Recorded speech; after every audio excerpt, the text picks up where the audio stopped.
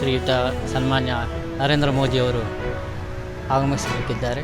ಈ ಪ್ರಯುಕ್ತ ನಾವು ಉಡುಪಿಗೆ ಸ್ವಾಗತ ಹೇಳುವ ಒಂದು ನಿಟ್ಟಿನಲ್ಲಿ ಮರಳು ಶಿಲ್ಪದ ಮೂಲಕ ನಾವು ಅವರನ್ನು ಆತ್ಮೀಯವಾಗಿ ಅಭಿನಂದಿಸುತ್ತಿದ್ದೇವೆ.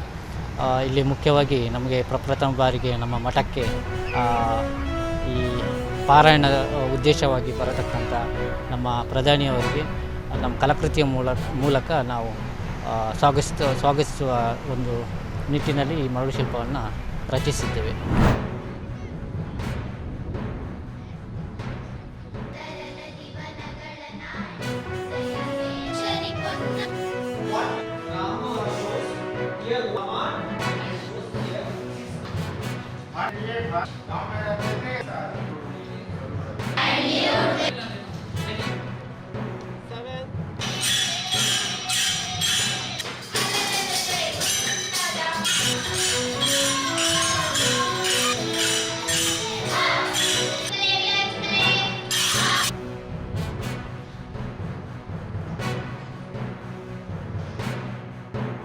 ಜಿಲ್ಲೆ ಇಲ್ಲಿಂದ ನಮ್ಮ ಶಾಲೆಯ ಸರಿಸುಮಾರು 15 ಮಕ್ಕಳು ಗಂಡು ಕಲೆ ಆದಂತಹ ಶ್ರೀ ಮಲೆ ಮಹದೇಶ್ವರ ಸ್ವಾಮಿಯವರ ಒಂದು ಭಕ್ತಿಗೀತೆ, ಜಾನಪದ ನೃತ್ಯ, ಬಾಲರಂಗೋತ್ಸವ ಕಾರ್ಯಕ್ರಮಕ್ಕೆ ತೆರಳುತ್ತಾ ಇದ್ದಾರೆ.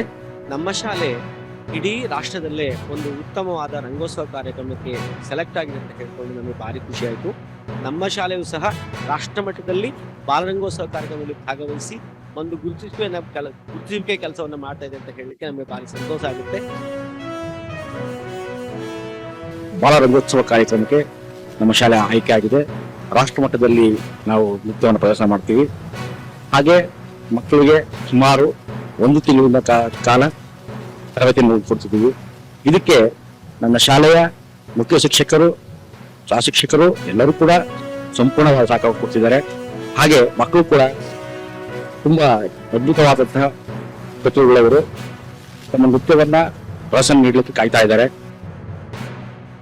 ಮಕ್ಕಳು ಈ ಸಾರಿ ಮಧ್ಯಪ್ರದೇಶ ರಾಜ್ಯದ ಭೋಪಾಲ್ನಲ್ಲಿ ನಡೀತಾ ಇರುವಂತಹ ಒಂದು ಉತ್ಸವದಲ್ಲಿ ಕಂಸಾಳೆ ನೃತ್ಯವನ್ನ ಪ್ರದರ್ಶನ ಮಾಡಲಿಕ್ಕೆ ಆಯ್ಕೆಯಾಗಿರುವುದು ಅತ್ಯಂತ ಹೆಮ್ಮೆಯ ವಿಷಯ. ನಮ್ಮ ಶಾಲೆಯಿಂದ ತೆರಳುತ್ತಾ ಇರೋ ವಿದ್ಯಾರ್ಥಿನಿಯರ ತಂಡ ಕಂಸಾಳೆ ಜನಪದ ನೃತ್ಯವನ್ನ ಭೋಪಾಲ್ನಲ್ಲಿ ಪ್ರದರ್ಶನ ಮಾಡಲಿದೆ. ಇದು ಕರ್ನಾಟಕದಿಂದ ಆಯ್ಕೆಯಾಗಿರೋ ಏಕೈಕ ತಂಡ ಅನ್ನೋದು ನಮಗೆ ಅತ್ಯಂತ ಸಂತೋಷ ಹಾಗೂ ಹೆಮ್ಮೆಯ ವಿಷಯವಾಗಿದೆ. ನಮ್ಮ ಶಾಲೆಯ ವಿದ್ಯಾರ್ಥಿಗಳು ಈ ನೆಲದ ಜನಪದ ಸೊಗಡಿನ ಕಲೆಯಾದಂತ ಕಂಸಾಳೆ ನೃತ್ಯವನ್ನ ಕಲಿತು ಉತ್ತಮವಾಗಿ ಪ್ರದರ್ಶನ ಮಾಡಲಿದ್ದಾರೆ. ನಮಗೆ ಈ ಆಸಕ್ತಿ ತುಂಬಾ ಇತ್ತು, ನಾವು ಕಂಸಾಳೆ ಕಲಿಬೇಕು ಅಂತ. ನಾವು ಬೆಟ್ಟದಲ್ಲಿ ನೋಡಿದ್ವಿ ಈ ಒಂದು ನೃತ್ಯನ, ನಮ್ಗೆ ತುಂಬಾ ಆಸಕ್ತಿ ಇತ್ತು. ಅದಕ್ಕೆ ನಮ್ ಸರ್ರು ಸ್ಟೂಡೆಂಟ್ ಗಳನ್ನ ಕರೆಸಿ ನಮ್ಗೆ ಅಭ್ಯಾಸ ಮಾಡಿಸಿದ್ರು.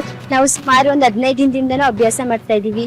ನಾವು ಕರ್ನಾಟಕದಿಂದ ಮಧ್ಯಪ್ರದೇಶಕ್ಕೆ ಹೋಗ್ತಾ ಇದೀವಿ. ನಾವ್ ಇಲ್ಲಿನ ಚಾಮರಾಜನಗರ ಜಿಲ್ಲೆಯ ಒಂದು ಕಲೆಯನ್ನ ನಾವು ಅಲ್ಲಿ ಮಧ್ಯಪ್ರದೇಶ ಬಾಲರಂಗೋತ್ಸವ ಕಾರ್ಯಕ್ರಮದಲ್ಲಿ ಪ್ರದರ್ಶಿಸ್ತೀವಿ.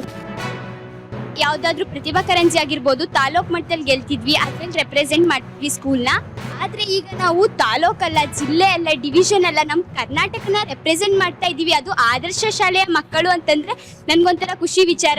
ನಮ್ಮ ಶಾಲೆಯ ಒಂದು ಇದನ್ನ ಎತ್ತಿಡಿಬೇಕು ಅಂತ ಅನ್ಕೋತೀನಿ. ಮತ್ತೆ ಅಲ್ಲಿ ಗೆಲ್ತೀವಿ ಅಂತ ವಿಶ್ವಾಸ ನಂಗೆ ತುಂಬಾ ಇದೆ.